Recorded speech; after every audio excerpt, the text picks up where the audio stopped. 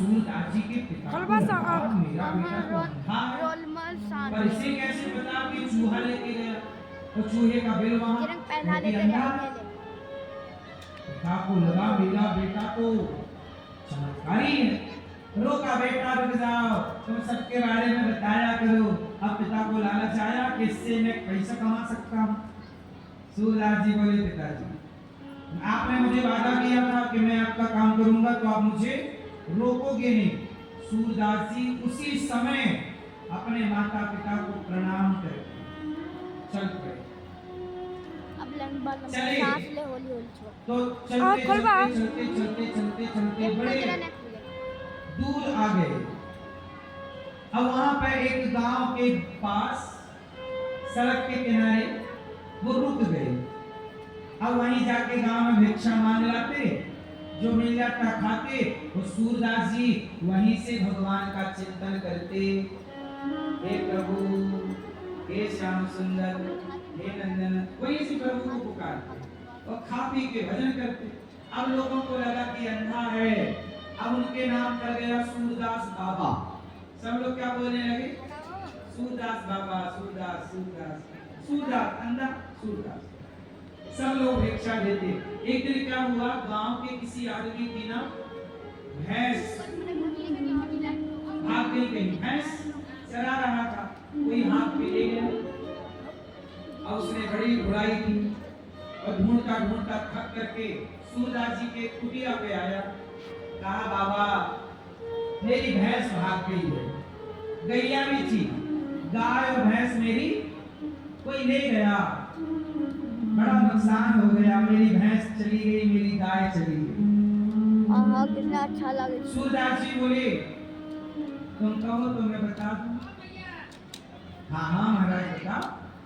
सूरदास जी ने कहा कि फलाने गांव में एक फलाने नाम का व्यक्ति है, अमुक व्यक्ति, उसने तुम्हारी भैंस और गाय चुराई है। अब तो ये दल बल के साथ गया, देखा तो उसी गांव में उसी घर में उसकी गाय भैंस बंधी, ले आया और उसने एक गाय सूरदास जी को कही थी कि मेरी गाय मिलेगी तो मैं एक गाय आपको दूंगा, ताकि गाय का दूध आप भगवान जी को भोग लगाओ और आप पियो। अब उसने तो बड़ा चमत्कार माना कि सूरदास बाबा को सब जानता, ये तो अंधा है, पर देखो ये तब बता दिया कि तुम्हारी भैंस उस गांव में उस व्यक्ति ने चुराई। अब तो धीरे धीरे सूरदास जी का चमत्कार बढ़ने लगा, लोग आने लगे, बाबा मेरा ये बता दो, बाबा मेरा ये बता दो। अब सूरदास जी सबका बताने लगे, मतलब हेल्प करने लगे कि तुम्हारा ऐसा है वो कर लिए।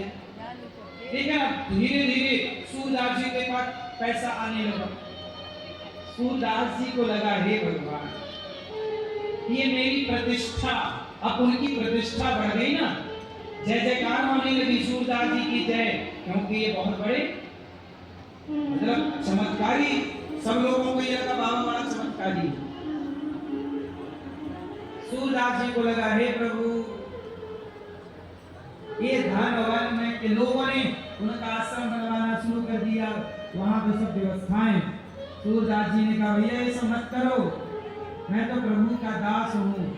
सूरदास जी को लगा ये चमत्कार के चक्कर में भीड़ लगने लगी, अब ये लोग मुझे भजन नहीं करने देते, आकर पूछते हैं ये बताओ वो बताओ। यार बैठता रहे कुछ नहीं लगियो ना, ये प्रतिष्ठा अच्छी नहीं है। आजकल हर व्यक्ति ये चाहता है मेरी प्रतिष्ठा हो, पर जो सच्चा भक्त है वो प्रतिष्ठा मन करे यार तो अपन बैग समझे पे थप्पड़ उठा मारे तो वो पैर पाता ने देखा कि मेरी प्रतिष्ठा होने लगी, अब तो लोग पीछे पड़ गए। तो रात को 12 बजे सूरदास जी सब छोड़कर रातों रात चले। सवेरा हुआ, लोग आए, कुटिया खाली, बाबा जी गए। बाबा जी ऐसे चलते चलते सूरदास जी यही ब्रजमंडल में आए और इसी ब्रजमंडल में आकर के सूरदास जी भगवान के पद गाए, पद लिखे, यही गुप्त रूप से भजन किया, अपने को प्रकट नहीं होने दिया। प्रकट होंगे तो दुनिया घेर लेती है, दुनिया अपने बारे में पूछती है। सूरदास जी जैसे भक्तों से भी लोगों ने अपना कल्याण नहीं किया। लोगों ने यही पूछा कि मेरी भैंस कहाँ है, मेरी गाय कहाँ है, मेरा ये सामान गुम गया, बताओ कहाँ, ये काम कब होगा। दुनिया को पता चल जाए कि इनसे मेरा काम हो सकता है तो जगत का काम करेंगे। यार